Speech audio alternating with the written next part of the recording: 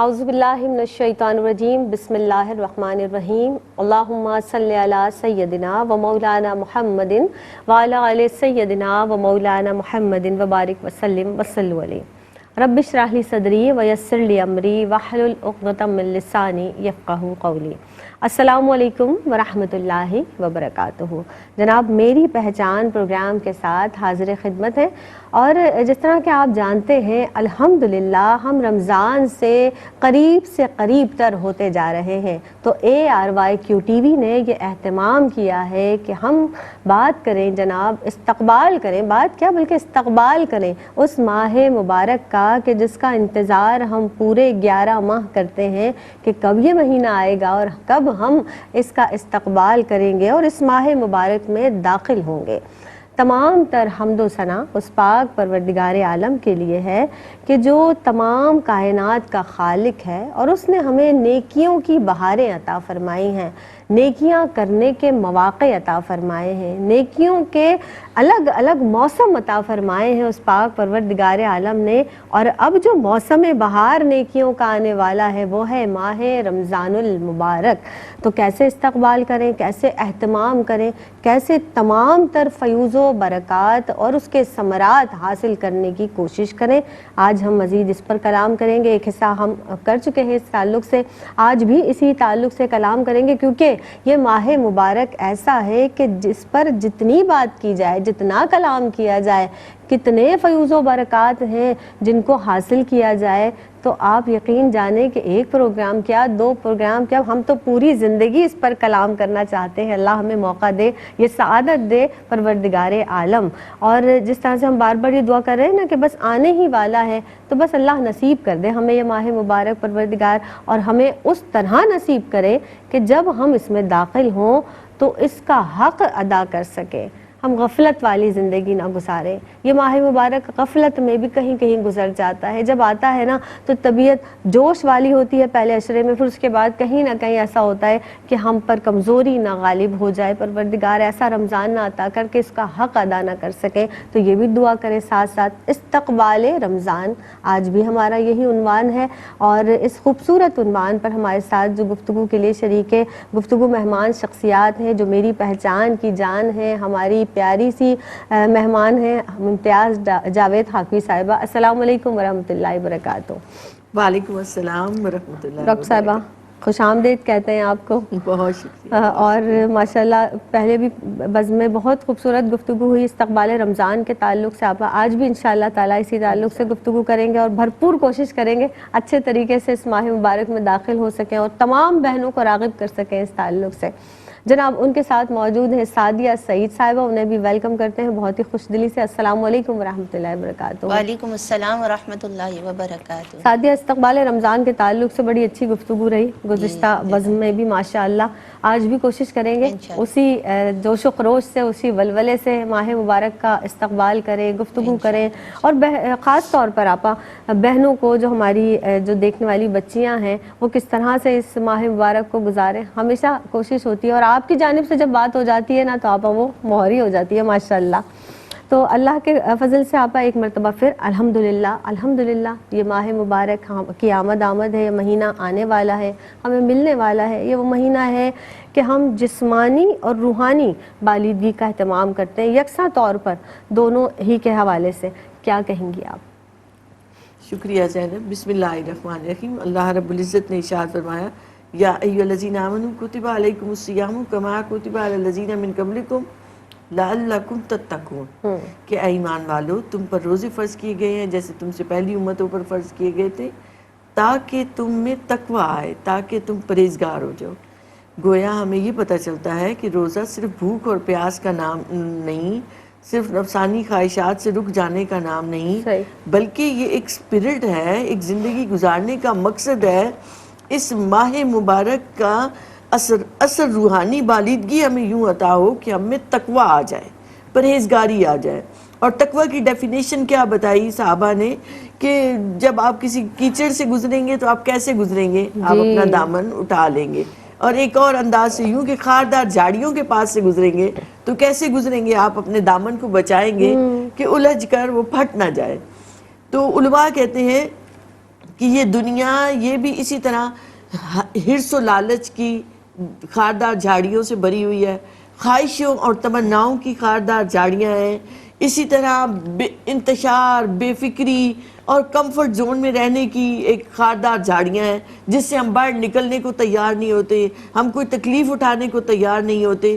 تو روزہ بیسیکلی ہمیں ان سب چیزوں سے اپنی جان چھڑانی ہے تاکہ ہم میں تقوی اور پرہیزگاری آئے اور ہم اللہ کے احکامات کی بجاوری کے لیے مضبوط ہو جائیں، چست ہو جائیں، توانا ہو جائیں، اور ہمیں یہ احساس ہو کہ ہم اس کے تقاضوں کو سمجھیں اور ان کے لیے پوری طرح سے کمانڈوز کی طرح تیار ہو.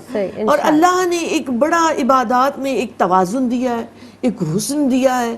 اللہ نے رمضان المبارک عطا کر دیا اور یہ سمجھے کہ رحمت حق بہانہ می جو ہے، سارے 11 مہینے ہم دنیا کی لذتوں میں کھوئے رہے، اب یہ مہینہ صحیح احتساب کے ساتھ گزار لے تاکہ ہماری روح میں طاقت آئے اور ہم روحانی طور پر مضبوط ہو جائیں. پھر یہ ماہ نزول قرآن کا چونکہ مہینہ ہے تو ایک قرآن سے جڑنے کا مہینہ ہے، تو قرآن سے جتنا زیادہ ہم جڑیں گے اس کے ظاہر اور باطن میں اس کی تلاوت بھی ہو، اس کی دن رات اس کو پڑھا بھی جائے، اس کو سنا بھی جائے، اس کے سمجھنے کی بھی کوشش کی جائے، اس کے درس بھی لیے جائیں، تو یہ قرآن پاک ایسی چیز ہے جو ہمیں روحانی طور پر قوت دیتی ہے، طاقت دیتی ہے. تو پھر آپ صلی اللہ علیہ وسلم کے معمولات پر نگاہ ڈالیں، یہ صیام رمضان، قیام رمضان کہ روزہ رکھنا لازمی، پھر قیام کرنا، پھر قرآن پاک کی تلاوت کرنا، پھر اعتکاف میں بیٹھنا، آخری عشرے میں شب قدر کو تلاش کرنا اور اس کا اہتمام کرنا. تو یہ 5 ایسی چیزیں ہیں کہ جنہیں ہم کریں گے تو روحانی طور پر ہم بہت سٹرانگ ہو کر باقی دنیا میں جائیں گے. جب اگلا مہینہ شروع ہوگا تو جسمانی حوالوں سے ہمیں یہ ذہن میں رکھنا ہے. دیکھیں ایک عام لوگ جنہیں روزہ خوری کی عادت ہے وہ یہ سمجھتے ہیں کہ ہم سے بھوک اور پیاس برداشت نہیں ہوتی. یاد رکھیں کہ آپ یہ جملہ کبھی زبان پر نہ لائیں کہ ہم سے برداشت نہیں ہوتی. یہ مہینہ ہے اپنے آپ کو پہچانے، اللہ نے بہت قوت رکھی ہے. لا یکلف اللہ نفسا الا وسعہا، وہ وسعت سے زیادہ تکلیف نہیں دیتا. اور جو اس نے دیے ہیں ہمیں احکامات، ایک صحت مند آدمی کو نارملی اگر آپ کو کوئی بیماری نہیں ہے تو آپ لازماً آپ روزہ رکھیں، روزہ خوری مت کریں، کیونکہ یہ روزہ اس کی برکات اور اس کا اجر و ثواب اتنا زیادہ ہے کہ باقی 11 مہینے مل کر بھی اس ایک دن کے برابر بھی نہیں آ سکتے. تو ایک ایک لمحہ اس میں ہیرو جیسا ہے کہ جیسے ایک شخص گیا تھا، اسے ہیرے ملے، اس نے پہچانے نہیں، وہ راستے میں گراتا ہے پھل گرانے کے لیے، جب ایک آدھ رہ گیا واپس پہنچا تو جوہری نے کہا کہ اس ایک ہیرے کے بدلے تم میری پوری دکان خرید سکتے ہو. تو اسے افسوس ہوا جو اس نے سارے راستے میں ضائع کر دیے. تو رمضان کا مہینہ ایسا ہے جس میں ایک ایک لمحہ ہیروں اور جواہرات جیسا ہے، تو اسے فضول ضائع نہ کیا جائے، اسے اپنی خواہشوں کے پیچھے نہ گزارا جائے، بلکہ سٹرانگ ہو جائے. نظام پہ بہت اچھا اثر پڑتا ہے. آپ اس پہ ریسرچز دیکھیں، جگر جو کام کرتا رہتا ہے سارے مہینوں 11 مہینے، اب اسے ریسٹ ملتا ہے تو اس پر ایک مثبت اثرات پڑتے ہیں. ایک پورا اوور ہالنگ ہو جاتی ہے پوری انسانی باڈی کی، اور انسان بہتر طور پر چست و توانا ہو کر دنیا کے معاملات کو بھی سر انجام دے سکتا ہے اور عبادات کو بھی. بے شک. اور آپ جس طرح ہم بہت زیادہ اوور ایٹنگ کر رہے ہوتے ہیں نا، تو یہ جب ہم خالی پیٹ رہتے ہیں ہمارا معدہ بھی سکون حاصل کر رہا ہوتا ہے کہ شکر ہے اس بندے نے مجھے کچھ تو سکون دیا، اللہ اکبر. تو ہم جسمانی طور پر مزید تندرست ہوتے ہیں. بہت سے لوگ کہتے ہیں نہیں ہم کمزور ہو جاتے ہیں، ویٹ کم ہو جاتا ہے. نہیں بھائی، یہ تو آپ کی پریکٹس ہے الحمدللہ، تو اس کو آپ رکھ کر میں چیلنج کرتی ہوں آپ کر لیجئے، ویٹ پہلے کر لیجئے رمضان سے، اور رمضان کے بعد بھی کر لیجئے گا، کوئی کم نہیں ہوتا. الحمدللہ. اور روحانی طاقت تو مزید بڑھتی ہے. اس مہینے میں سعدیہ پورے روزے رکھتے ہیں، اہتمام کرتے ہیں الحمدللہ، عبادت کا بھی. تو اب چیزہ ہم نے نکات کی مزید گزشتہ بزم میں بھی بات کی تھی، تو میں چاہوں گی کہ آپ تفصیل کے ساتھ صحت کے تعلق سے، جیسے جسمانی بالغگی کی بات ہوئی نا، صحت کے تعلق سے بالخصوص آپ بتائیے، روزے کے حوالے سے فرمائیے گا. بہت شکریہ. اعوذ باللہ من الشیطان الرجیم، بسم اللہ الرحمن الرحیم. مولایا صلی وسلم دائما ابدا علی حبیبک خیر الخلق کلہم. ماشاءاللہ آپا کی طرف سے بہت خوش دلی اور خوش مطلب اطمینان کے ساتھ جن چیزوں کو سمجھایا گیا اللہ رب العزت ان پر ہمیں عمل کرنے کی، جی بالکل اہتمام کے ساتھ اللہ رب العزت ان پر ہمیں عمل کرنے کی بھی توفیق عطا فرمائے، اور رمضان المبارک کی برکات اللہ رب العزت سب کے دامنوں میں عطا فرمائے۔ جہاں تک یہ بات کی گئی کہ کس طرح سے روزے کی عادت اور پھر روزے کا معمول ساری چیزیں، اور ان میں سب سے اہم چیز آ رہی ہے آپ کی صحت، کہ صحت کیا چیز ہے۔ دیکھیے یہ ایک حقیقت ہے کہ اگر کوئی بڑا پلان تیار ہو رہا ہو تو پیچھے اس کی تیاری بھی اتنی ہی بڑی ہوتی ہے کہ کس طرح سے اس کو پورا پلان ترتیب دیا گیا ہے، تیاری کیسے کی گئی ہے۔ اور یہ عوام و خاص میں بھی ایک چیز معمول ہے، اگر کوئی یہ کہے کہ ہمارے پلان بہت بڑے ہیں اور پیچھے اس کی تیاری نہیں ہے تو مینس کہ وہ اپنے کام کے ساتھ مخلص ہی نہیں ہے، کہ وہ اس کام کو سر انجام دینا ہی نہیں چاہتا۔ تو جب ہم رمضان المبارک کی آمد کا استقبال اتنے خوبصورت طریقے سے کرتے ہیں کہ ماہ رمضان وہ مہینہ رب کی رحمتوں کا، برکتوں کا، عزتوں کا، عظمتوں کا مہینہ آ رہا ہے، جس میں اللہ رب العزت نے قرآن پاک نازل فرمایا، جس کی ہر رات کی عبادت، ہر دن کی عبادت افضلیت رکھتی ہے۔ تو اللہ رب العزت نے جب اتنا خوبصورت مہینہ عطا کیا تو پھر اس کی تیاری کا بھی اسی طرح حکم ہے کہ اللہ رب العزت کے اس مہمان کا استقبال بھی اس طرح کرو، تو صحت و سلامتی تندرستی کے ساتھ اس کا استقبال کرو، کیونکہ اس ماہ کے معمولات عام دنوں کے معمولات سے الگ معاملہ ہے کہ اللہ رب العزت نے اس کے دن کے روزے میں اور رات کے قیام کا حکم فرمایا ہے کہ دن میں روزہ رکھو اور رات میں قیام کرو۔ اور آقا علیہ الصلوۃ والسلام کی بھی حدیث مبارکہ سے یہ بات ہمیں پتہ چلتی ہے کہ جو ایمان و احتساب کے ساتھ قیام کرتا ہے اس کے گزشتہ گناہ معاف کر دیے جاتے ہیں، گناہ صغیرہ اس کے معاف کر دیے جاتے ہیں۔ تو یہ وہ تیاری ہے کہ آپ جب تک صحت و سلامتی، صحت و تندرستی کے ساتھ اپنے روزوں کا اہتمام نہیں کریں گے، اس کی تیاری نہیں کریں گے۔ دیکھیے حکم ہے کہ جب بندہ حج کا ارادہ کرے نا، ایک مثال سے سمجھا رہی ہوں، تو حکم ہے کہ وہ اس میں پھر جلدی کرے، صحیح، کہیں اس کے اوپر کوئی مشکل نہ آ جائے، کوئی ضرورت نہ پڑ جائے، کوئی ایسا معاملہ نہ آ جائے جس سے وہ کام نہ کر سکے۔ تو آقا علیہ الصلوۃ والسلام کی حدیث مبارکہ سے مفہوم ہم یہ بات پتہ چلتی ہے کہ انسان کے پاس دو نعمتیں ایسی ہیں جس کی وجہ سے جس میں نا وہ غفلت برتتا ہے، صحت اور فراغت۔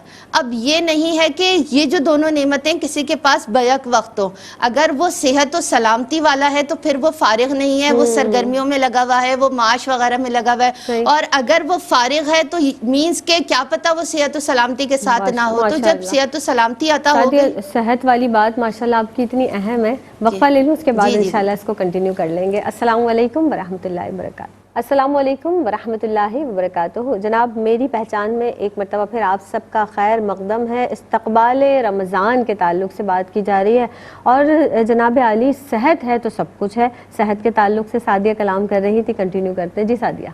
جی تو میں یہ کہہ رہی تھی کہ یہ جو دو نعمتیں نا یہ بہت خاص نعمتیں ہیں کہ جب انسان فارغ بھی اور صحت و سلامتی کے ساتھ بھی ہو، اور یہ وہ وقت ہے نوجوانوں کا کہ اللہ رب العزت نے اب اگر آپ دنیاوی معاملات بھی دیکھیں نا تو رمضان میں ہمارے ہر چیز کا ٹائم پیریڈ کم ہو جاتا ہے، اسکولز کے ٹائم کم، کالجز کے ٹائم، یونیورسٹی کے، پھر جو آفیسز جاتے ہیں ان کے ٹائمنگز کم ہو جاتے ہیں۔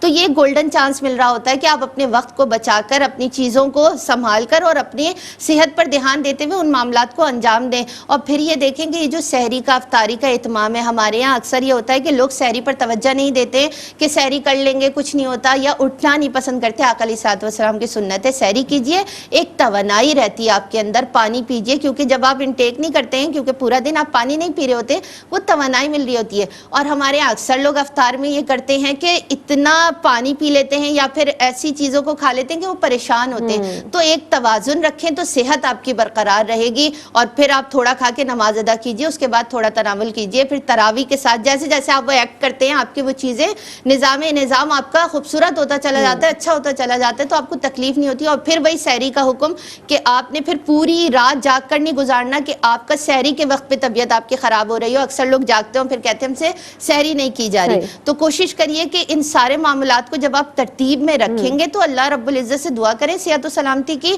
اور صحت کی تیاری اسی طرح ہو سکتی ہے کہ آپ اپنے معاملات کو سیٹ کرنا، ٹائم ٹیبل سیٹ کرنا سیکھ لیں تو اس میں برکت ملے گی۔ صحیح، اور بالکل آپ نے جیسے درست بات فرمائی نا کہ ہم سحری کے بعد، بلکہ بالخصوص اگر افطار کی بات کریں نا تو ہم اتنا زیادہ اوور ایٹنگ کر لیتے ہیں کہ طبیعت بوجھل ہو جاتی ہے، پھر وہ عبادت کی طرف مائل نہیں ہوتی۔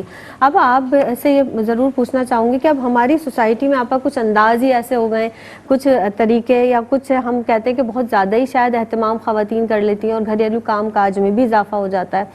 خواتین کو آپ کیا مشورہ دیں گی، ہماری بہنوں کو، بچیوں کو، کہ وہ اپنی ذمہ داریاں بھی پوری کر لیں آپ، اور ساتھ ساتھ عبادت ماشاءاللہ جو اہم فریضہ ہے اس کو بھی بہتر انداز سے ادا کر سکیں؟ دیکھیں زینب، عمومی طور پر یہ ہوتا ہے کہ ہماری بہنیں افطار کا تیاری میں ہی سارا وقت گزار دیتی ہیں، یا سحری کی اس میں تیاری میں سارا وقت گزر گیا تو عبادت کے لیے کم وقت ملا. صحیح. تو انہیں چاہیے کہ اس کی تیاری پہلے سے ایک پلان کر کے رکھے. ایک خصوصی طور پر میں یہ کہنا چاہوں گی کہ دیکھیں صفائیوں کی ضرورت ہوتی ہے گھروں کو، آپ اسے بے بہرا نہیں ہو سکتے، تو آپ پہلے سے کر کے رکھیں. پردوں کی دھلائی ہے، کمروں کی صفائی ہے، قالین صاف کرنے، آپ نے یہ کام پہلے سے کر لیجئے تاکہ اس دوران آپ کو مہینہ جو ہے وہ آپ کا سکون سے گزرے اور آپ اس حوالے سے بے فکر رہیں. اور پھر اس کے بعد عید کی تیاری. ہمارے ہاں بازاروں کے چکر شروع ہو جاتے ہیں، بٹن تو دھاگے تو لیسیں تو انہی میں پھنسی رہتی ہیں خواتین. آپ عید کی تیاری ضرور کیجئے مگر رمضان سے پہلے کر لیجئے. تو شعبان میں آخری دنوں میں آپ کریں. آپ بچیوں کو اچھا تیار ہونا اچھا لگتا ہے، عید کا دن بھی ہے، تیاری میں وہ کوئی حرج نہیں ہے، لیکن رمضان کی عبادات متاثر نہ ہوں، آپ اس کو پہلے سے سوچ لیجئے. اسی طرح اگر آپ نے سحری اور افطار کے لیے بھی اگر آپ نے پلان کر لیا کس طریقے سے کہ آپ نے اپنا ٹائم ٹیبل بنا لیا، آپ نے لکھ لیا کہ کل مجھے یہ چیز بنانی ہے، پھر آپ گھنٹوں سوچنے میں نہیں لگیں گے کہ یہ کروں یا یہ کروں. تو آپ کا پورے ہفتے کا شیڈول بنا ہوا ہو کہ مجھے افطار میں کیا بنانا ہے. ایک یا دو ڈشز رکھیں جس سے ایک سادہ غذا کو بھی ملے اور اس سے صحت بھی برقرار رہے اور آپ کو تیاری میں بھی سہولت مل جائے. پھر ایک یہ ہے کہ ملازموں اور خدمتگاروں کا خاص خیال رکھے کہ ان پر برڈن نہ پڑے، تو کاموں کا بوجھ ان کا بھی کم کرنے کی کوشش کریں تاکہ وہ بھی عبادت کریں. اپنی عبادت کا بھی خیال رکھنا ہے، اپنے اہل خانہ کا بھی اور خدمتگاروں اور ملازموں کا بھی. ہمارے یہاں کیا ہوتا ہے کہ برتنوں کا ڈھیر استعمال کر لیتے ہیں، تو اگر آپ چاہیں تو ایک ہی پلیٹ کو آپ استعمال کرتے ہوئے اس میں ایک بندے نے کھانا ہے تو وہ اسی میں کھا لیا کریں. تو جب توجہ دیں گے آپ تو بہت ساری چیزیں جو ہیں وہ آپ کی سکڑ جائیں گی اور آپ کو زیادہ وقت مل سکے گا عبادت کے لیے. تو اسی طریقے سے آپ چٹ پٹے کھانے ہمارے یہاں بہت زیادہ بنائے جاتے ہیں، تو ان سے پرہیز کریں کہ یہ صحت کے لیے بھی اچھے نہیں ہیں، آپ کا ٹائم بھی زیادہ لے لیتے ہیں. تو آپ ان کے مسالے بنا کے رکھیں گے تو آپ کو سہولت ہوگی. سہولت کی تھوڑا سا مشورہ سعدیہ سے بھی لے لیتے ہیں. سعدیہ آپ بھی ارشاد فرمائیے گا، اب کاموں کا بوجھ جیسا کہ بڑھ ہی جاتا ہے خواتین پر بھی، تو اسے کیسے کم کیا جا سکتا ہے؟ آپ اپنی جانب سے کیا مشورہ دیں گی؟ جی میں یہ کہنا چاہوں گی کہ دیکھیے ابھی میں نے ابتدا میں بھی ایک بات یہ کی تھی کہ اس مہینے میں ہماری دیگر چیزوں کے بھی معاملات میں جو ٹائم ٹیبل ہے اس میں کمی آ جاتی ہے، اسکول کالجز یونیورسٹیز آفیسز میں کمی آ جاتی ہے. تو وہ جو ٹائم آپ کو مل رہا ہوتا ہے نا، وہ ٹائم آپ کا بہت خاص ہوتا ہے. اور خواتین کے لیے میں کہہ رہی بہت ساری خواتین دیکھیے جاب بھی کرتی ہیں، تو ان کے لیے بھی یہ ضروری ہے. جاب کرنے والی خواتین تو خاص طور سے اس بات کا خیال کریں کہ کیونکہ اب اگر وہ سارا دن جاب کر کے آئی ہیں، تھوڑی دیر آرام کرنے کے بعد وہ اگر کچن میں لگی رہیں گی تو ہمارا وہ دیکھیں افطار کے وقت کا ایک خاص وقت ہے، دعا کی قبولیت کا وقت. اور اکثر یہ دیکھنے میں آیا ہے کہ اس ٹائم پہ ہم کچن میں اپنے سارے کام کر رہے ہوتے ہیں بالکل اذان کے ٹائم. اور بہت سارے لوگوں کو تو میں نے دیکھا ہے کہ وہ کچن میں ہی کہتے ہیں یہیں کھجور دے دو، ہم روزہ افطار کر لیں اس کے بعد. تو ہمارا یہ معاشرہ یا ہم خود کس طرف جا رہے ہیں؟ ہمارا مقصد کھانا پینا نہیں ہے، سارا دن بھوکے رہیں تو کھانا پینا ہی ہے سب کچھ. آپ یہ ساری تیاریاں پہلے سے کر سکتے ہیں، مسالہ جاتے ہیں وہ تیار کر سکتے ہیں. جیسے گھروں میں یہ ادرک لہسن کا پیسٹ ہے، لوگ اسی وقت وہ کام نہیں کریں، چنے بوائل کر کے رکھ لیے. یہ چیزیں بنتی ہیں نا ہمارے یہاں، اور غذائیت سے بھرپور چیزیں کھائیں. ہم فرائیڈ آئٹم کی طرف زیادہ جاتے ہیں، کھائیے منع نہیں ہے لیکن ایک لمٹ میں. لیکن یہ وہ ساری چیزیں جن کی آپ تیاری پہلے سے ایزیلی کر سکتے ہیں. سحری میں آپ کو ٹائم نہیں مل رہا تو آپ سحری کی تیاری کر کے پہلے سے رکھ لیں، پراٹھے بنا کے آپ رکھ لیں. صرف فرائی کرنے والا کام رہ جائے آپ کا کہ وہ وقت بچ رہا ہے کہ آپ کو تہجد پڑھنے کا بھی موقع مل جائے، ذکر و اذکار کا بھی مل جائے. پھر آپ سحری بھی سکون سے کر لیں، اس کے بعد آپ کو نماز فجر ادا کرنی ہے، پھر کچھ دیر آرام کر لیجئے. تو یہ وہ ساری چیزیں ہیں کہ آپ کو سہولت کب ملے گی؟ جب آپ اپنا ٹائم مینجمنٹ کی طرف آئیں گے کہ آپ کو ٹائم مینج کس طرح سے کرنا ہے. کیونکہ آج زیادہ تر خواتین بھی جاب کرتی ہیں، تو ان کے لیے بھی ضروری ہے وہ پہلے سے کریں تاکہ وہ جب آئیں تھوڑی دیر آرام کرنے کے بعد ان کا عبادت کا وقت بچے، اور وہ اس طرح سے چلیں کہ وہ عبادت میں بھی خوشی اور خضوع کے ساتھ شامل رہیں، اور اسی طرح افطار کرنا اور دیگر معاملات، پھر بچوں کو دیکھنا، گھر کے بہت سارے معاملات ہوتے ہیں، تو یہ ساری تیاریاں یہ مہینہ اتنا خاص ہے کہ پہلے سے کر لیں کہ بعد میں مشکلات کا سامنا نہ ہو، وقت بھی بچے اور عبادت میں زیادہ سے زیادہ وقت گزرے، کیونکہ پھر بعد میں تراویح بھی پڑھنی ہوتی ہے عشاء کی نماز کے ساتھ ہی۔ بالکل، یعنی اگر ہم اپنے پورے جو روٹین ہے اس کو پہلے سے سیٹ کر لیں کہ در حقیقت ہمیں کرنا کیا کیا ہے، اور اس کے اکارڈنگ ہم کام کریں گے، تو یقینی طور پر ہمارا جو جسم ہے نا وہ عبادت کا کی طرف راغب ہوگا، یعنی ہم بہت زیادہ پہلے سے تھک نہیں جائیں گے، بہت زیادہ ہماری طبیعت بوجھل نہیں ہوگی، ہم اپنے آپ کو ایک دم لاغر محسوس نہیں کریں گے۔ در حقیقت ایسا ہی ہوتا ہے کہ افطار جیسے ہی کی اور جسم ایسا ہو جاتا ہے کہ شاید وہ پھر کھڑا ہونا اللہ کی بارگاہ میں ہمیں اسے تھوڑا گرا گزرتا ہے۔ تو خدارا ایسا نہ کیجیے، اپنی روٹین کو سیٹ کیجیے اس سے پہلے، یعنی رمضان سے قبل ہی بہت سارے کام ایسے آپ کر لیجیے تاکہ آپ کو، اسی کو تو ہم کہتے ہیں اہتمام، جو ہم نے اس کا اہتمام کر لیا، پھر اس کے ساتھ پلاننگ بھی کر لی، تو پھر ہم بہتر طریقے سے رمضان میں داخل ہو سکتے ہیں۔ ایک وقفہ لیتے ہیں، حاضر ہو۔ السلام علیکم ورحمۃ اللہ وبرکاتہ۔ جناب، استقبال رمضان کے تعلق سے بات کی جا رہی ہے، اور جب ہم دل کی زمین کو عبادت سے آبیاری کریں گے نا اس کی، تو یقینی طور پر دل مزید نکھر جاتا ہے، توانا ہو جاتا ہے، روح پاکیزہ ہو جاتی ہے۔ اور جیسا کہ بار بار بات ہو رہی تھی، کلام کیا جا رہا تھا اس تعلق سے کہ جب ہم رجب، پھر شعبان، اور پھر اس کے بعد خصوصی طور پر رمضان میں داخل ہونے کی پہلے سے جب تیاری کرتے ہیں، اپنے آپ کو مطہر کرتے ہیں، پاک کرتے ہیں، تیار کرتے ہیں، جسمانی طور پر بھی روحانی طور پر بھی، تو بہتر انداز سے ماہ رمضان میں داخل ہو سکتے ہیں اور روزوں کو بہتر طریقے سے گزار سکتے ہیں، عبادات کا اہتمام کرتے ہیں۔ اور اسی تعلق سے بات ہو رہی ہے، پری پلاننگ کی بات بھی کر لیتے ہیں، جس طرح ابھی وقفے سے قبل بھی ہم نے یہ بات کی، اور ڈاکٹر صاحبہ ہمارے ساتھ موجود ہیں۔ ڈاکٹر صاحبہ، وہی کہتے ہیں نا کہ کسی بھی کام کی تیاری اس سے پہلے، تو اب پری پلاننگ کی اہمیت کیسے ہوتی ہے، اور اس سے زیادہ کام ہم اس کو سمیٹ سکیں، زیادہ سے زیادہ جوش کے ساتھ، عزم کے ساتھ، ولولے کے ساتھ اس بات پلاننگ کریں، پھر اس کی پلاننگ کی اہمیت میں چاہوں گی آپ بتائیے گا، اس کی افادیت، اہمیت۔ شکریہ زینب۔ ہم دنیا کے بھی کوئی کام کر رہے ہو نا، تو اس میں کچھ نہ کچھ ہمیں پلان کرنا پڑتا ہے۔ ہاں، دیکھیں آپ، ایک کرکٹ کی ٹیم اترتی ہے نا میدان میں، جی، تو اگر اس میں نظم نہ ہو، اگر ان میں اتفاق نہ ہو، اگر ان میں کوئی ترتیب نہ ہو، تو وہ کامیاب نہیں ہو سکتے۔ اٹ مینس کہ ہم کوئی بھی کام کر رہے ہیں تو ہمیں ایک نظم و ضبط کی ضرورت ہے، ایک ڈسپلن کی ضرورت ہے، اس کے ساتھ ساتھ ہمیں پختہ عزم کی ضرورت ہے کہ ہاں ہم نے یہ کام کرنا ہے اور ہم کر کے رہیں گے۔ تو جب آپ اس عزم کی چٹان بن جاتے ہیں تو آپ سارا کام کر سکتے ہیں۔ Nothing is impossible, every thing is possible. تو آپ نے جب سوچ لیا کہ میں نے قیام رمضان بھی کرنا ہے، میں نے صیام رمضان بھی کرنا ہے، آپ نے نبی کریم علیہ السلام کے معمولات کو اپنے سامنے رکھا اور آپ نے یہ کر لیا، ارادہ کر لیا، تو آپ کے لیے سہولت ہو جاتی ہے۔ ہمارے ہاں کامیابی کا ایک اور جو نسخہ ہے، جو لکھتے ہیں علماء اور محققین وغیرہ، کہ وہ ہے ٹائم مینجمنٹ، وقت کی قدر کرنا اور اسے مینج کرنا، جس سے ہماری خواتین بہت غفلت برتتی ہیں۔ اب وقت کے ایک ایک لمحے کی قدر کریں۔ میں نے عموماً دیکھا ہے اپنے معاشرے میں کہ اگر 10 بجے کا وقت دیا گیا ہے تو آرام سے 11 بجے اور 12 بجے پہنچا جا رہا ہوتا ہے۔ تو اس کا مطلب یہ ہے کہ اس پورے گھنٹے کی آپ کے پاس کوئی اہمیت نہیں، یا آپ کے پاس اس فرد کی کوئی اہمیت نہیں۔ تو ایک افراد کو عزت دینا، اہمیت دینا، اپنی زبان کو اہمیت دینا، وعدے کا لفظ ہی نہ استعمال کرنا پڑے، مومن کی ہر بات ہی اس کے پکے وعدے کی طرح ہو کہ اس نے کہہ دیا ہے تو اپنی زبان کا وہ پاس رکھتا ہے۔ تو یہ کیا ہے، یہ چیزیں یہ انسان کو ڈسپلنڈ کرتی ہیں، اس کی بات میں وزن آتا ہے، اس کی عزت اور توقیر میں اضافہ ہوتا ہے، معاشرے میں کہ اس کی قدر کی جاتی ہے، اس کو دلوں میں بٹھایا جاتا ہے۔ کہ یہ فرد وہ ہے جو اصولوں پر چلتا ہے اور حق بات کے لیے جم جاتا ہے، تو یہ چیزیں ایسی ہیں جو انسان کی شخصیت کو نکھارتی ہیں۔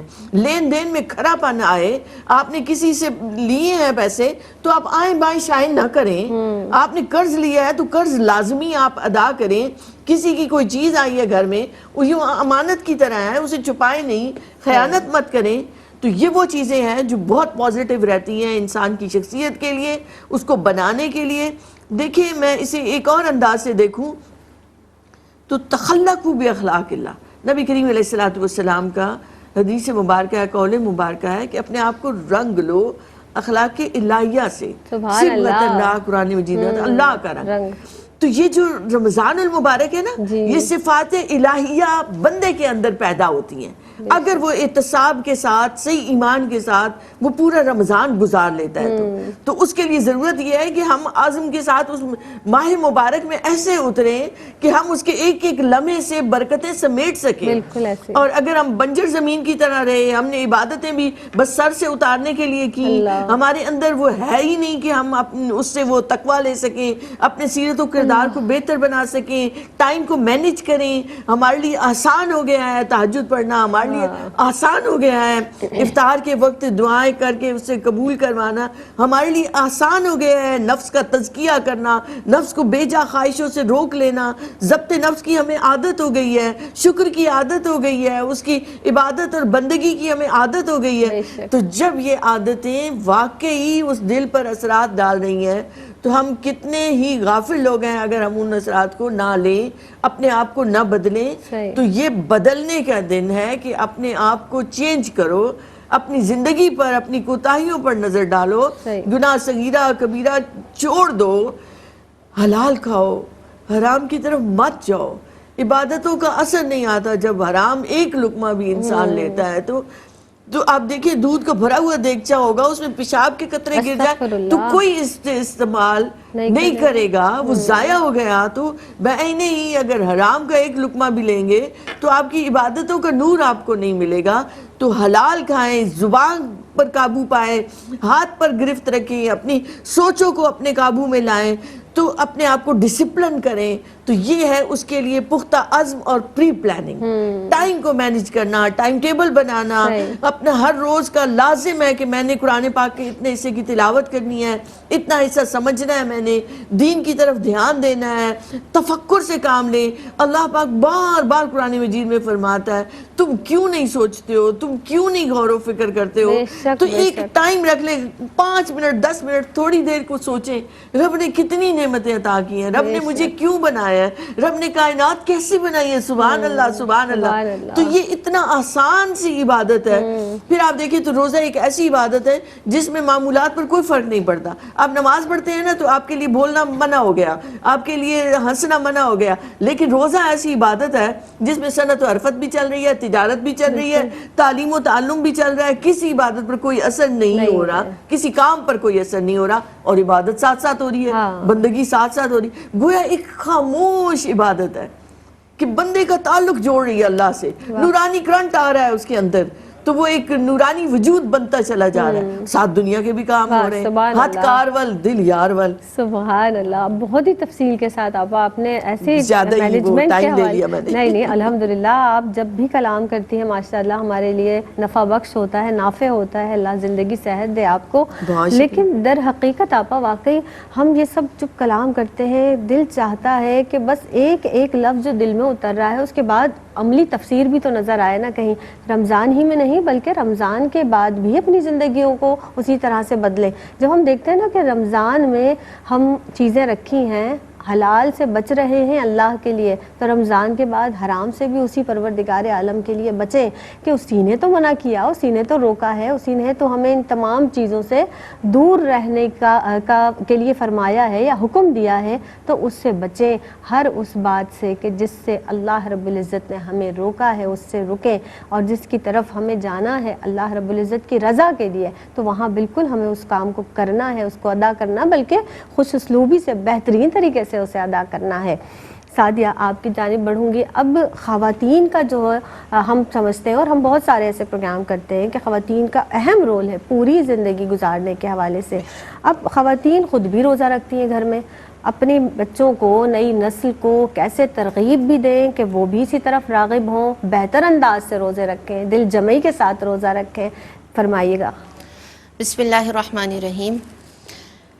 دیکھیے، والدین کا اپنی اولاد کو اپنے لیے صدقہ جاریہ بنانے کا بہترین ٹائم ہے رمضان المبارک، بے شک۔ کہ اللہ رب العزت نے رمضان المبارک عطا کیا تو گھر کے بڑے تو روزہ رکھتے ہیں، لیکن ہم نے ایک چیز دیکھی ہے اور امت محمدیہ صلی اللہ علیہ وآلہ وسلم میں یہ چیز دیکھی گئی ہے کہ جب رمضان آتا ہے تو بچوں میں وہ شوق ہوتا ہے، ہمیں سحری میں اٹھنا ہے، ہمیں افطار میں بھی تیاری کرنی ہے، ہمیں افطار بھی کرنا ہے، تو وہ جو ایک شوق ہے نا اس کو بڑھائیے، کیونکہ بچوں کے شعور اور لاشعور میں والدین ان کے رول ماڈل ہوتے ہیں، تو آپ خود وہ کام کیجئے جو آپ اپنے بچوں سے کروانا چاہتے ہیں۔ اس کے لیے ضروری یہ ہے کہ رمضان المبارک کے مہینے سے پہلے ہی ان کی ایسی تربیت کریں کہ انہیں بتائیے کہ اگر آپ رجب میں روزے رکھ رہے ہیں تو انہیں بتائیے کہ آقا علیہ الصلوۃ والسلام کا کیا معمول تھا کہ آقا علیہ الصلوۃ والسلام رجب المرجب میں روزے رکھتے تھے۔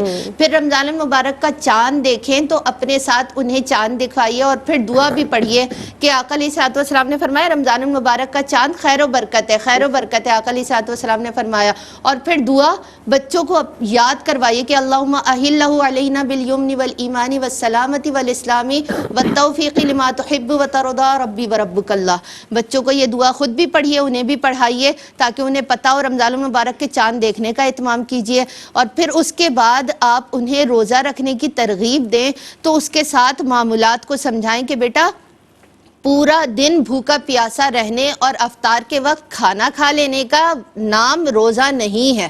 روزہ کیا ہے کہ آپ نے ہر برائی سے بچنا ہے روزہ رکھنے کے بعد۔ دیکھیے برائیاں کیا ہیں کہ بچے جھوٹ بھی بول لیتے ہیں، بچے ایک دوسرے کو برا بھلا بھی کہہ لیتے ہیں، غیبت بھی کر لیتے ہیں، دوسرے کی برائی بھی کر دیتے ہیں والدین سے۔ تو بچوں کی یہ تربیت کرنی ہے اور آپ کو بھی وہ عمل گھر میں نہیں کرنے ان کے سامنے کہ آپ کسی اور کی بات بیٹھ کر کر رہے ہیں۔ آپ کو بچوں کے سامنے رول ماڈل بننا ہے، کیونکہ بچے اپنے ذہن میں آپ کو رول ماڈل سمجھتے ہیں کہ یہ والدین ہمارے رول ماڈل ہیں۔ تو بچوں کی ایسی تربیت کریں کہ انہیں یہ سمجھائیں کہ آپ کو ہر برائی سے دور رہنا ہے۔ پھر قرآن پاک کی تلاوت آپ گھر میں بیٹھ کر کریں تو بچوں کو اپنے ساتھ بٹھائیں، جو ان کا سبق ہے وہ پڑھائیں، اور اس کے بعد انہیں بتائیں کہ تلاوت قرآن پاک پر رب کی رحمتیں برکتیں آپ پر کتنی نازل ہوتی ہیں، جو ان کا سبق ہے وہ ان سے دہروائیں۔ پھر انہیں یہ آپ کو موقع ملا ہوا ہے کہ اس ماہ میں مسنون دعائیں یاد کروائیں ان کو، کہ یہاں کی یہ دعا، سیڑھیاں چڑھیں تو یہ پڑھ لیں، سیڑھیاں اتریں تو یہ پڑھ لیں، کھانا تناول کریں یہ پڑھ لیں، سحری سے پہلے آپ یہ دعا پڑھ لیجئے، افطار کے ٹائم دعا کیجئے سب کے ساتھ بیٹھ کر۔ آپ کے دل میں جو ہے، آپ کو اپنے رزلٹ کی مانگنی ہے، آپ کو اپنے دوستوں کی مانگنی ہے، آپ کو کوئی چیز چاہیے، آپ رب سے مانگیے، اللہ رب العزت عطا کرے گا۔ تو یہ وہ تربیت کا پروسیس ہے جو والدین، پھر جب والد مسجد جا رہے ہوں تو بچوں کو اپنے ساتھ لے جائیں۔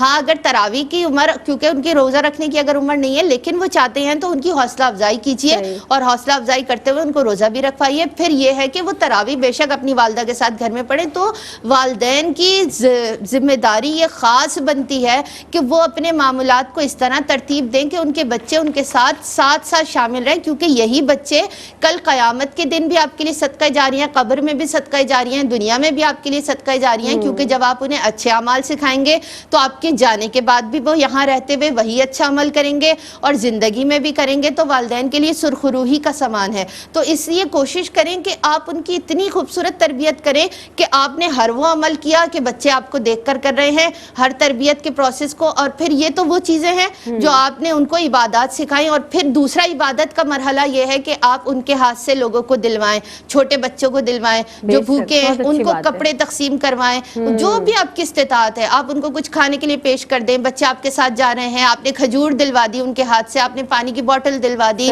پانی کا ایک گلاس پہ، تو یہ وہ اعمال ہے کہ جب بچے بچپن سے دیکھتے ہیں پھر ان کے شعور اور شعور میں وہ بات گھومتی رہتی ہے، جو بڑے ہو کر بھی وہ اس عمل کو جاری رکھتے ہیں، تو پھر اس کا ثواب آپ کے قبر میں جانے کے بعد بھی آپ کے ساتھ ہی رہتا ہے۔ سبحان اللہ، بہت تفصیل کے ساتھ بہت اچھی گفتگو سعدیہ آپ نے ماشاءاللہ فرمائی ہے۔ ڈاکٹر صاحبہ میں چاہوں گی آپ کوئی میسج دینا چاہیں ہماری بہنوں کو اس تعلق سے، فرمائیے گا لاسٹ میں۔ شکریہ زینب۔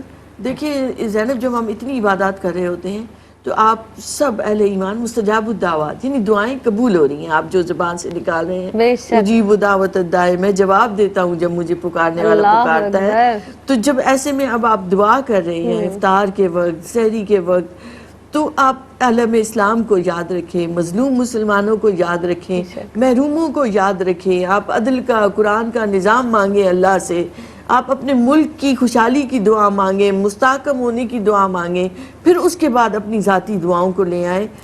تو اللہ رب العزت آپ کی جو بھی آپ کی حاجات ہیں ان کو بھی پورا فرمائے، اور جو اجتماعی ہم سب کی ضرورتیں ہیں ان کو بھی پورا فرمائے، اور یہ ملک واقعی اسلامی ریاست بن سکے. الہی آمین. جی سعدیہ.